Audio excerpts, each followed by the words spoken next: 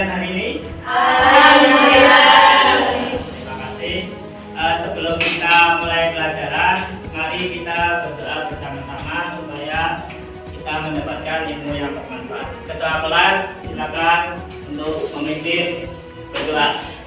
Bismillahirrahmanirrahim. Alhamdulillahirabbil alamin. Arrahmanirrahim. Maliki yaumiddin. Iyyaka na'budu wa iyyaka nasta'in. Ihdinas siratal mustaqim. Siratal ladzina an'amta 'alaihim ghairil maghdubi 'alaihim waladdallin. Amin. Bismillahirrahmanirrahim. Raditu billahi rabba wa bil islami dina wa bi Muhammadin nabiyya wa rasula. Rabbi zidni ilma warzuqni fahma. Amin. Allahumma sholli ala sayyidina Muhammadin tibil qulubi wa dawaiha wa afiyatil abdani wa sifaiha wa nuril absari wa diyaiha wa ala alihi wa sahbihi wa sallim. Allahumma sholli ala sayyidina Muhammadin tibil qulubi wa dawaiha wa afiyatil abdani wa sifaiha wa nuril absari wa diyaiha wa ala alihi wa sahbihi wa sallim.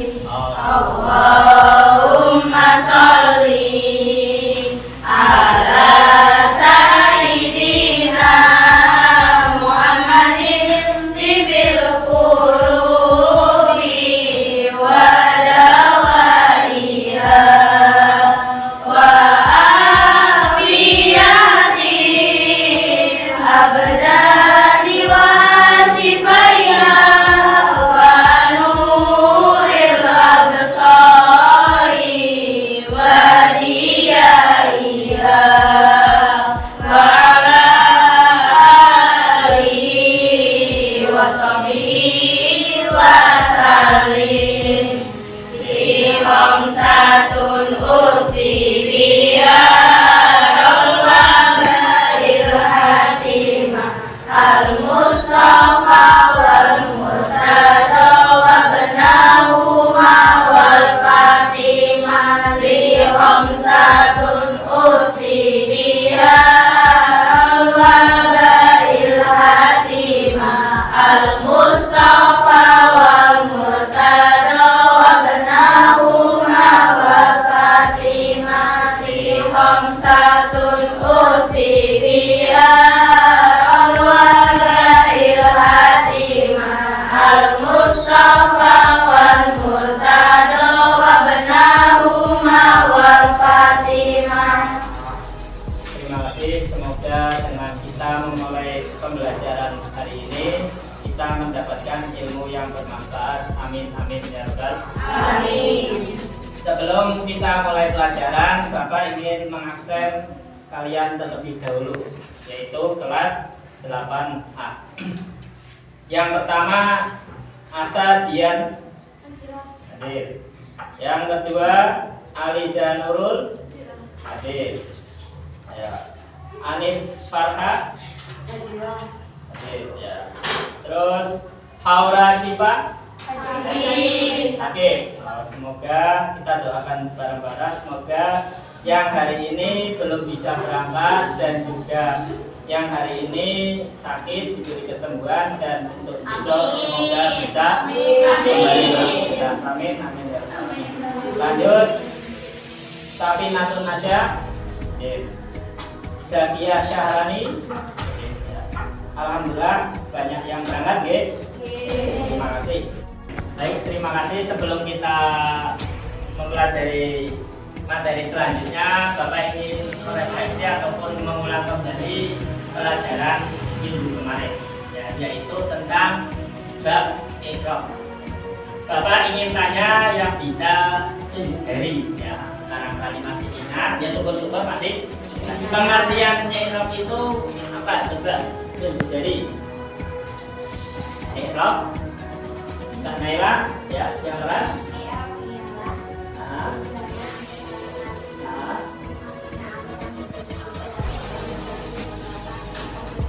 Baik, terima kasih. Beri tepuk tangan Mbak Naila.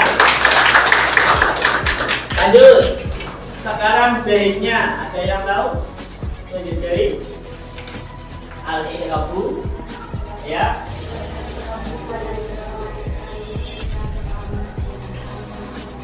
Ya. Terima kasih buat Mbak Naila juga. Ya. Beri tepuk tangan. Terus, ini nostalgia ataupun refleksi yang terakhir. Pembagian Iqra ada berapa? Yuk, ya Mbak. Oh, kita ada Pak Sebujan, Mbak Sabda. Bapak, Nasab, dan ini yang terakhir lagi, ya. Masing-masing i'rab tersebut itu menggunakan alamat asal apa saja. Ada yang tahu? Mulai dari rofa itu menggunakan apa, nasab menggunakan apa, jar apa, dan jazm apa? Coba. Ya, enggak? Ya, ya. Ya. Jar kasrah terus. Ya. Beri tepuk tangan lagi. Ya. Alhamdulillah, berarti kalian tetap belajar, ya, tetap mutalaah, tetap berarti masih ingat walaupun sudah 1 minggu dan kegiatan kalian itu banyak sekali, ya. Selain kalian sekolah pun kalian juga ada kewajiban untuk hafalan di pondok pesantren, ya. Semoga kita kuat menjalannya, ya. Terus kita ke materi inti, yaitu tentang pengertian kalimat isim dan juga ciri-cirinya. Nah, ya, kalimat isim. Yang kemarin juga kita membahas kalimat itu dalam bahasa Arab terbagi menjadi apa saja? Nah, ini kita akan membahas tentang lebih detail tentang kalimat isim dan juga ciri-ciri ataupun contohnya. Kalimat isim yaitu nama lainnya itu kata benda. Berarti selain pekerjaan, ya namanya kalimat isim. Kalau kata pekerjaan berarti itu namanya kalimat isim. Nah, ini kita pelajari lebih lanjut, lebih jelas tentang ciri-ciri apakah bisa dikatakan kalimat isim atau kalimat fi'il. Itu harus paham, harus tahu ciri-cirinya. Kita akan membahas tentang ciri-ciri kalimat isim terlebih dahulu. Sebelumnya ada yang sudah pernah belajar di TPQ ataupun di rumah tentang ciri-ciri kalimat isim? Ayo, ada yang sudah tahu belum? Tunjuk jari. Ayo, pertama. Belum, bentar ya.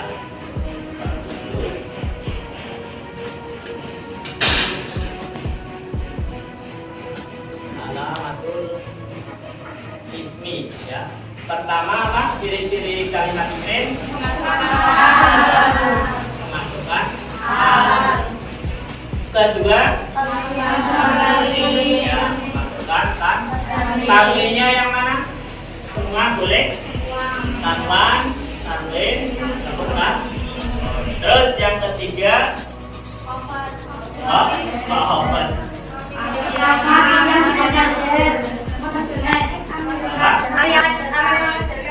Kemasukan huruf, ya,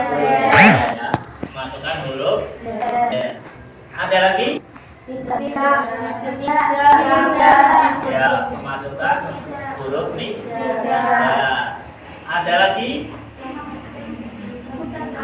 Ya, ataupun menjadi takkib musnad ataupun menjadi mubtada khobar ya, atau takkib isnadi. Paham ya? Ini kita bahas 5 dulu ya. Pertama, ciri-ciri kalimat isim itu kemasukan al. Banyak sekali contoh, baik itu di dalam ayat Al-Quran ataupun kita membuat sendiri. Ada yang bisa membuat contoh kalimat isim yang kemasukan al? Nah, betul ya. Contoh yang paling gampang ya, alhamdu. Nah ini ya, alhamdu. Alhamdu. Pokok kalau ada lafaz yang awalnya kemasukan alif lam, sudah jelas itu namanya kalimat isim. Nah, kalau sudah jelas namanya kalimat isim, berarti itu bisa kita cari i'rabnya. Kalau tadi kalau kalimat isim itu ketika rofa menggunakan alamat dom, berhubung ini alhamdulillah huruf akhirnya menggunakan doma, maka ini i'rabnya rofa. Jadi ya paham ya, i'rabnya rofa. Kenapa kok rofa? Karena menjadi isimnya isim apa? Isim mufrad. Isim mufrad itu isim yang menunjukkan arti satu atau tunggal. Paham ya? Ciri-ciri pertama kemasukan al. Contoh yang lain ada yang bisa? Ya, al-qari'ah. Ada yang lain? Al-masjidi boleh ya. Kalau al-masjidi, contoh al-masjidi, i'rabnya apa? Jernya berarti nanti kita boleh masuki minal masjidi, boleh dimasuki apa? Fi ataupun yang lain. Dimasuki huruf jer. Nanti termasuk ke ciri-ciri yang amat ya, paham ya? Contoh lagi yang masukkan al, apa lagi? Ya. Al-hadisu banyak sekali ya. Pokoknya bisa kita cari atau bisa kita samakan dengan contoh-contoh yang lain. Untuk ciri-ciri kemasukan lam sudah paham ya? Terus yang kedua kemasukan tanwin atau tanwin atau dan. Contohnya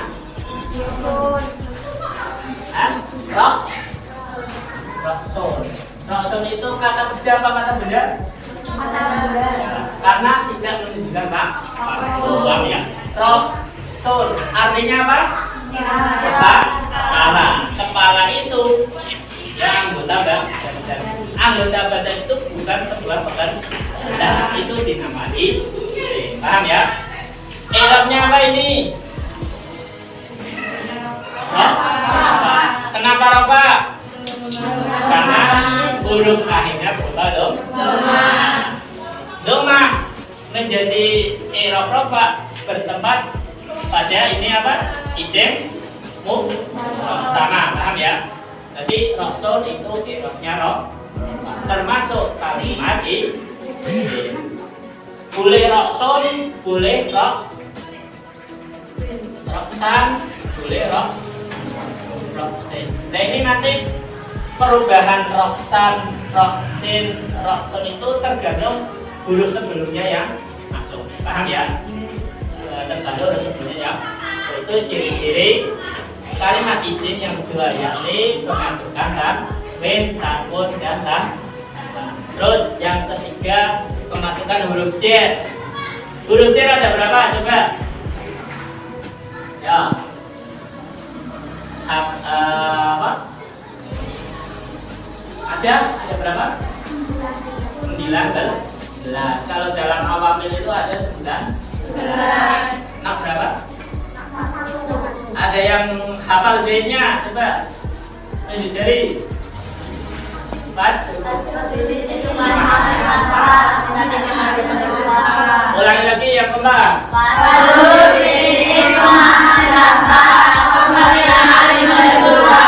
Bagus.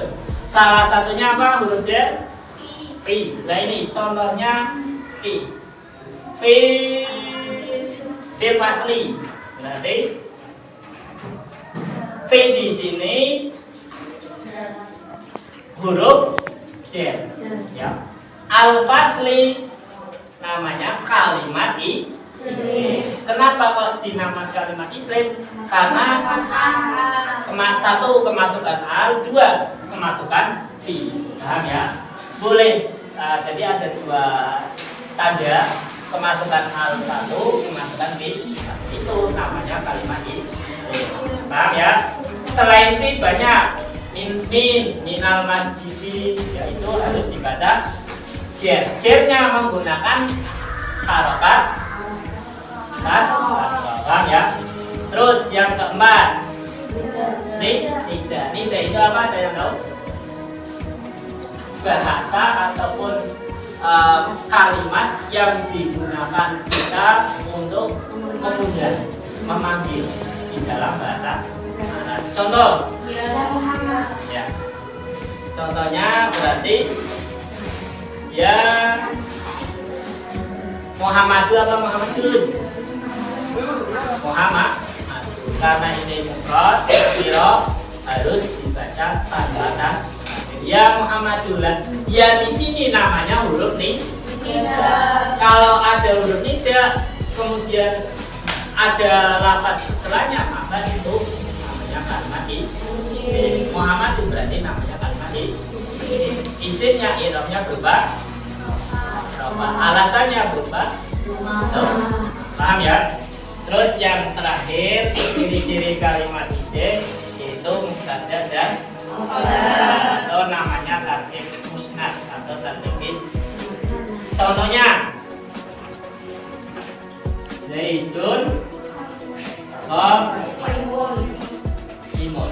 Zaidun imun. Nah ini lafaz Zaidun imun itu termasuk kalimat isim. Kenapa? Karena ini berubah jumlah ismi ataupun kalimat yang terdiri dari isim ya. Zaidun itu mubtada, qaimun itu khabar. Paham ya? Paham? Jadi semuanya itu ada yang sering muncul, ada 5 ciri-ciri kalimat isim. Paham ya? Sampai di sini ada yang belum paham? Kalau sudah paham semua, Bapak tanya, coba Bapak hapus. Sebutkan satu saja ciri-ciri kalimat isim dari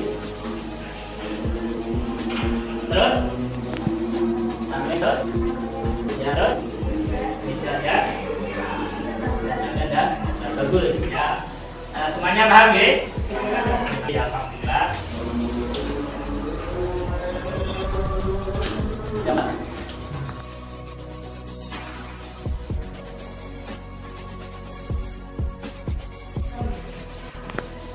Silakan untuk berdoa memulai. Ketua kelas dibimbing untuk membaca surat Al-Asr.